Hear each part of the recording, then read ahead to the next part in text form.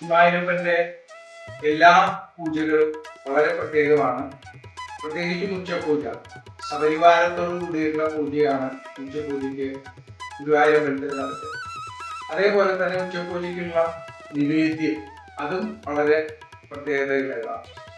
വെള്ളി ഉരുളിയിലാണ് ഭഗവാനുള്ള നിവേദ്യം തയ്യാറാക്കി അകത്തേക്ക് കൊണ്ടുവരിക. ആ വെള്ളി ഉരുളിയിലെ നിവേദ്യത്തോടൊപ്പം അതിൽ നാളികേരപ്പൂവ്, ശർക്കര, കദളിപ്പഴം, കൂടാതെ വെള്ളി ഉരുളിയിൽ 4, 5, 6 സ്വർണ്ണപാത്രങ്ങളിലായിട്ട് കാളൻ, അതേപോലെ എരിശ്ശേരി, വറുത്തുപ്പേരി, നെയ്യിൽ കായ വറുത്തത്, വറുത്തുപ്പേരി, പാലട പ്രഥമൻ തുടങ്ങിയവയൊക്കെ ഭഗവാന് വേദിക്കാറുണ്ട്. കൂടാതെ സ്വർണ്ണ പാത്രങ്ങളാണ് ഭഗവാന്. വെള്ളി ഒഴിച്ച് ബാക്കിയെല്ലാം സ്വർണത്തിൽ തീർത്തതാണ്. അത് വെണ്ണയാക്കുന്ന പാത്രമാണെങ്കിൽ വെണ്ണ കിണ്ണം എന്നാണ് പറയുക. ഒരു പാത്രം പോലെയാണ്, അതൊരു ബൗൾ പോലെയാണ്.